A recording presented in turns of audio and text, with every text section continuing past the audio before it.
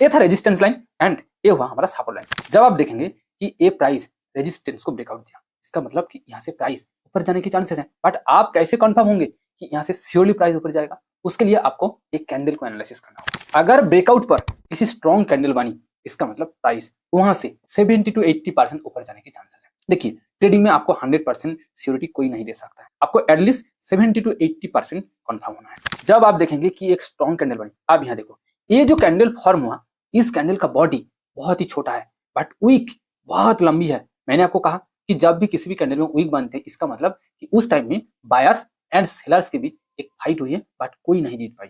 Candle इस point से form होना स्टार्ट हुआ, उसके बाद बायर्स ने डोमिनेशन दिखाया। क्यों? क्योंकि स्टॉक में ब्रेकआउट आया, सभी लोगों को लगा कि यहाँ से स्टॉक्स का प्राइस और भी ऊपर जाएगा, इसलिए ज्यादा से ज्यादा लोग यहाँ आकर खरीदने लगा और यहाँ तक प्राइस लेके गया। बट जैसे ही प्राइस इस पॉइंट पर गया, वहां सेलर्स की डोमिनेशन काफी बढ़ गई और सेलर्स का डोमिनेशन इतना ज्यादा था कि फिर से प्राइस एकदम लो लेवल के आसपास आ गया। इसलिए कैंडल का बॉडी एकदम छोटा हो गया, इसलिए इस कैंडल को वीक कैंडल कहा जाता है। और जब भी इस तरह की लंबी शैडो वाली कैंडल बनती है, इसका मतलब कि ये ब्रेकआउट फॉल्स ब्रेकआउट है, यानी यहाँ से स्टॉक का प्राइस ऊपर नहीं जाएगा, फिर से गिरेगा। बट जब इसका उल्टा होगा, इस ब्रेकआउट पर इस तरह का एक लंबा सा स्ट्रॉन्ग कैंडल बनेगा, जिस कैंडल का बॉडी लंबी होगी, उस कैंडल आपको एक कंफर्मेशन देता है कि यहाँ से स्टॉक्स का प्राइस और भी ऊपर जाने के चांसेस है, यानी ये सही ब्रेकआउट पॉइंट है। क्यों?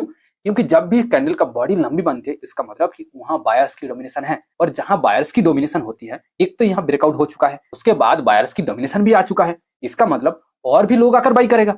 जब मैक्सिमम लोग बाई करेगा तो सिंपल सा मतलब कि यहाँ से स्टॉक का प्राइस और भी ऊपर जाएगा। तो ये तो हमने ब्रेकआउट को समझ लिया। अब हम ब्रेकडाउन को समझेंगे। ये ब्रेकडाउन ब्रेकआउट कॉन्सेप्ट का सिमिलर है। ब्रेकआउट एंड ब्रेकडाउन में बस एक ही फर्क है, रेजिस्टेंस में, यानी ब्रेकआउट जब देता है तब लंबा ग्रीन कलर का कैंडल बननी चाहिए और ब्रेकडाउन पर लंबा रेड कलर का कैंडल बननी चाहिए। इस पॉइंट पर ये सपोर्ट लाइन को इस कैंडल ने ब्रेकआउट दिया और उसके बाद जो कैंडल फॉर्म हुआ वो एक स्ट्रॉन्ग रेड कलर का कैंडल फॉर्म हुआ। मैंने आपको पहले कहा कि रेड कलर का कैंडल मतलब कि यहाँ सेलर्स की डोमिनेशन ज्यादा है। तो यहाँ साइकोलॉजी सिंपल है, एक तो प्राइस सपोर्ट को ब्रेक डाउन कर दिया, दूसरी बात ब्रेकडाउन के बाद एक रेड कलर का स्ट्रॉन्ग कैंडल बनी, यानी यहाँ मैक्सिमम लोग सेल कर रहा है। जब मैक्सिमम लोग सेल करेगा तो वहां से प्राइस और भी नीचे जाने की चांसेस है। तो आप इस पॉइंट पर क्या करेंगे? शॉर्ट सेलिंग के लिए पोजीशन बनाएंगे, एकदम सिंपल बात।